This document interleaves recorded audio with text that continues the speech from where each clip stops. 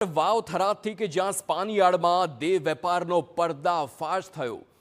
થરાદના બોમ્બે માર્કેટમાં આવેલ સ્પામાં પોલીસના દરોડા કે જ્યાં ડમી ગ્રાહક મોકલી પોલીસે દેહ વેપારનો પર્દાફાશ કર્યો।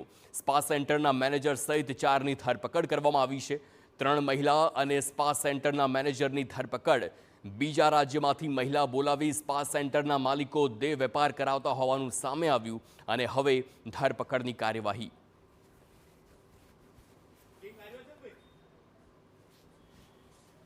બોમ્બે માર્કેટમાં કિંગ સ્પા કરીને આવેલું છે, ત્યાં પંચો સાથે રેડ કરતા ડમી ગ્રાહક અનૈતિક દેહ વેપાર કરતા સક્સેસ રેડ કરેલી છે।